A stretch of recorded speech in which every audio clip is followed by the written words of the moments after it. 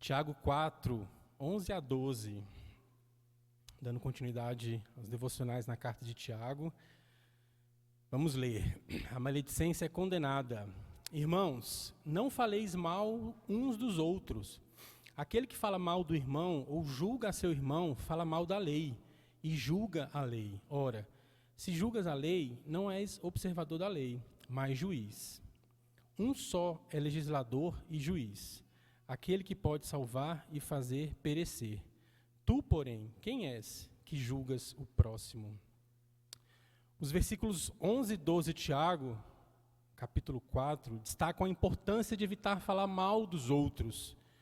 O autor adverte contra a ação de difamar, julgar e condenar os outros, o que pode gerar conflitos e divisão. Em vez disso, devemos lembrar que só Deus é o verdadeiro juiz de nossas ações e palavras. É relevante refletir sobre como a forma como falamos dos outros pode refletir nossa própria falta de humildade e de submissão a Deus. É importante lembrar também que falar mal dos outros não ajuda a resolver os problemas, mas pode gerar mais conflitos. Tiago nos exorta a sermos cuidadosos com nossas palavras e a busca pela paz, em vez de fomentar a discórdia. Em suma, a exortação de Tiago nos lembra da importância de sermos humildes e submissos a Deus, e a evitar falar mal dos outros. Ao seguirmos esses ensinamentos, poderemos contribuir para a paz e a união, em vez de criar divisões e conflitos. A orientação de Tiago ela é profunda. Irmãos, não falem mal uns dos outros. Quem fala contra o seu irmão ou julga o seu irmão, fala contra a lei e a julga. Quando você julga a lei, não a está cumprindo, mas está se colocando como juiz. Ao chamar seus ouvintes de irmãos, Tiago está lembrando quem eles são. Muitas vezes esquecemos que somos da mesma família. Jogamos contra o próprio patrimônio, colocamos o bom nome da nossa família espiritual na lama, por causa de picuinhas pessoais. Como membros desta família, devemos amar uns aos outros, pois assim cumpriremos a lei de Cristo, como está escrito lá em Gálatas 6, versículo 2. Levai as cargas uns dos outros, e assim cumprireis a lei de Cristo. No grego, aparece uma palavra interessante, kataleite, e significa falar contra, difamar, degradar. É uma palavra usada para o ato de dizer palavras duras contra pessoas ausentes e que, por não estarem presentes, não podem se defender. Como está no imperativo presente, poderíamos traduzir essa frase desta forma: irmãos, não tenham o hábito, como estavam fazendo, de difamar os outros por qualquer razão. A Bíblia é muito clara, queridos, em afirmar que a maledicência é uma atitude repugnante diante de Deus. Nos 10 mandamentos, Deus deixou escrito: não darás falso testemunho contra o teu próximo. Êxodo 20, 16. Literalmente no hebraico, este mandamento pode ser traduzido assim: não darás a entender ao teu próximo um testemunho enganoso. Essa palavra enganoso, que nas nossas Bíblias é traduzido como falso, designa palavras ou atividades falsas, no sentido de não estarem baseadas em fatos ou na realidade. É a famosa fofoca, né? Dessa forma, a falsa testemunha é alguém que apresenta uma acusação infundada e não baseada em fatos. Em Provérbios 25, versículo 18, podemos ver o perigo de uma falsa testemunha. Diz assim a palavra: como um pedaço de pau, uma espada ou uma flecha aguda é o que dá falso testemunho contra o seu próximo. Há também no livro de Provérbios várias referências a essa atitude odiosa perante os olhos de Deus. Provérbios 4, 24, 6, versículo 2, capítulo 10, versículo 10. São várias referências. No Novo Testamento, podemos ver orientações no mesmo sentido, ou seja, de viver sem falar mal dos outros. Na igreja de Corinto estavam acontecendo brigas e discórdias, porque os cristãos fomentavam conversas e fofocas. Tudo isso gerando os grupos que dividiam a igreja. Escrevendo à igreja de Éfeso, Paulo recomenda que seus ouvintes abandonem a mentira. Efésios 4, versículo 5, diz assim: por isso, deixando a mentira, fale cada um a verdade com o seu próximo, porque somos membros uns dos outros. Que nenhuma palavra torpe saia da boca, mas sim aquela que traga edificação. Efésios 4, 29. E que se livrem de coisas que são expressas pelas palavras, tais como ira, gritaria e calúnia. Efésios 4, 31. A mesma orientação foi dada à igreja de Colossos. Outros textos do Novo Testamento abordam esse tema, tais como em Romanos 1, versículo 30, 2 Coríntios 12, versículo 20, e 1 Pedro 2, versículo 1. Eu vou ler Colossenses 3, versículo 8, diz assim: agora, porém, despojai-vos igualmente de tudo isto: ira, indignação, maldade, maledicência, linguagem obscena do vosso falar. Portanto, queridos, não há desculpa para quem fala mal, com conversa fiada, agindo como instrumento de Satanás. Quem age assim precisa se arrepender e controlar a língua. Caso contrário, receberá juízo sobre si mesmo. Queridos, devemos tomar bastante cuidado, porque num primeiro momento a gente olha para o nosso coração, a gente se olha no espelho e fala: não, mas eu não falo mal de ninguém, não. Será?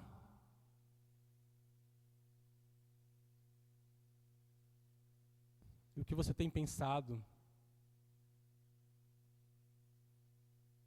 Às vezes uma frasezinha bem inocente, com uma falsa ideia de santidade. Tiago faz uma declaração que deve nos levar à reflexão. Quem fala contra o seu irmão ou julga o seu irmão, fala contra a lei e a julga. O que seria falar contra a lei? Seria ignorar os mandamentos, que apontam mais para o amor do que para o julgamento. Levítico 19, 18 diz assim: não procurem vingança, nem guardem rancor contra alguém do seu povo, mas ame cada um ao seu próximo como a si mesmo. Eu sou o Senhor. Quem fala mal do seu irmão age contra os princípios mais elevados da lei, e assim a desobedece e a desconsidera.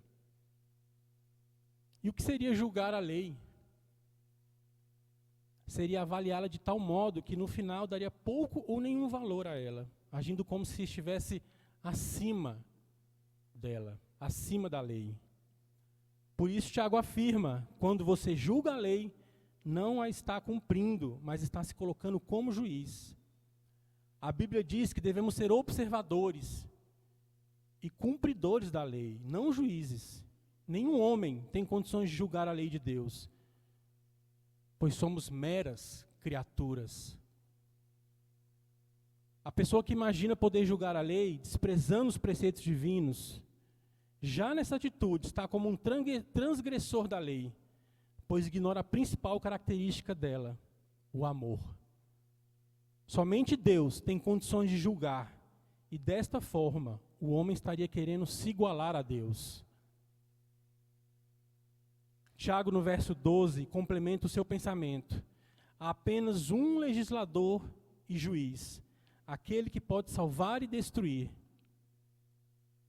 Mas quem é você para julgar o seu próximo? Esse versículo já seria suficiente para nos levar a meditar sobre o que já falamos de nossos irmãos e de outras pessoas. Por que não devo falar mal de ninguém? Porque não estou em condições e nem tenho autoridade para isso. Só Deus pode legislar e julgar, porque somente Ele possui inteligência, sabedoria. Só Ele é santo. E só Ele tem poder suficientes para julgar as intenções mais profundas do homem. A Bíblia aponta para Deus como um juiz correto e infalível.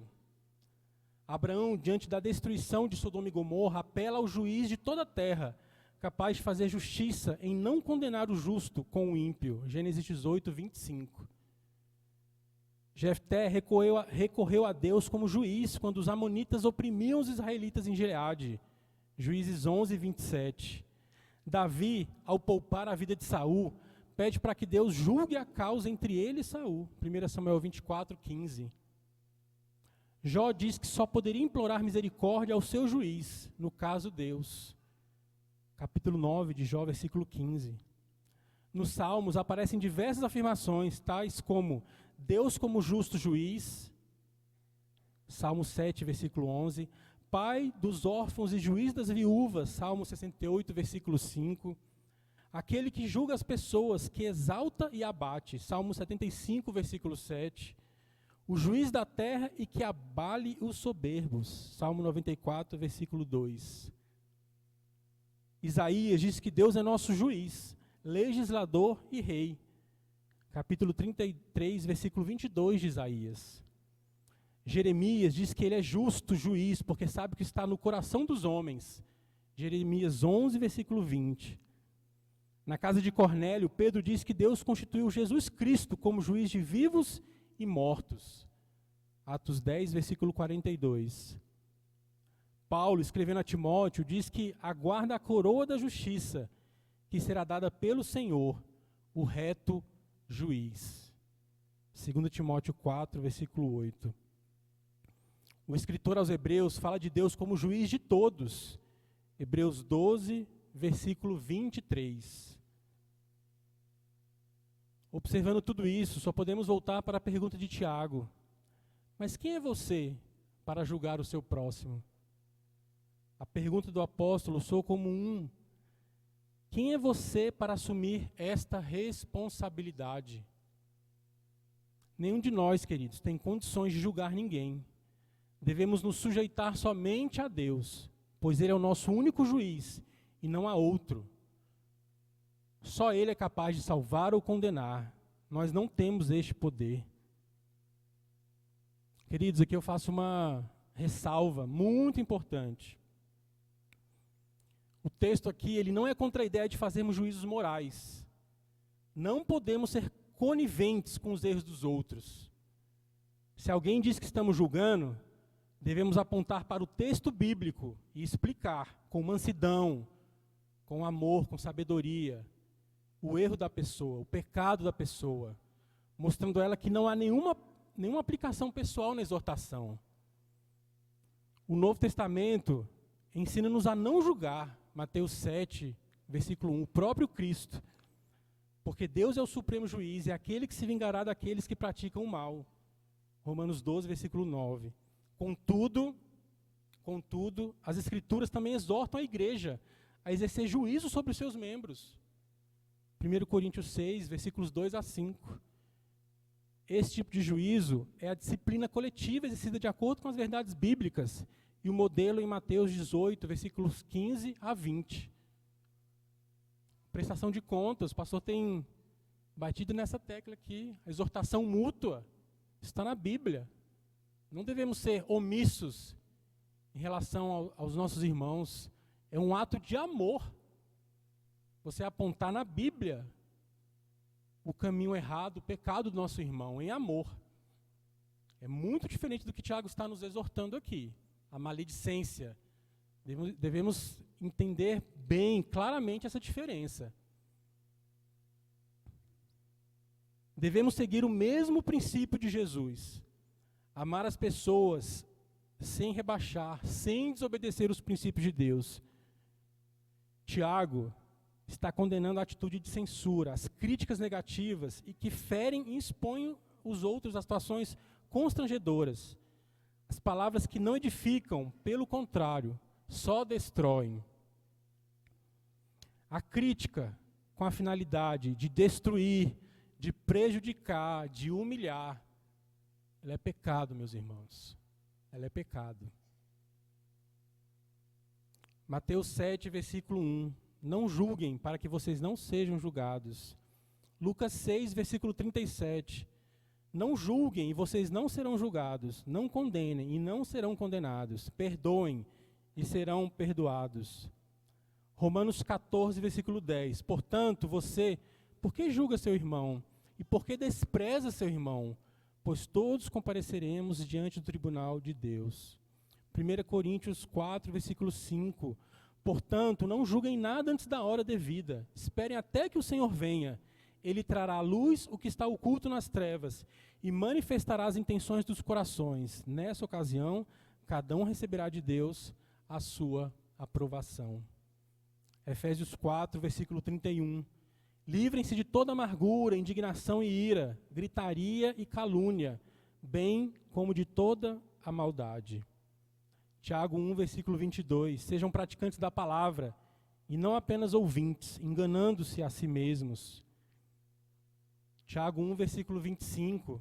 Mas o homem que observa atentamente a lei perfeita, que traz a liberdade, e persevera na prática dessa lei, não esquecendo o que ouviu, mas praticando, será feliz naquilo que fizer.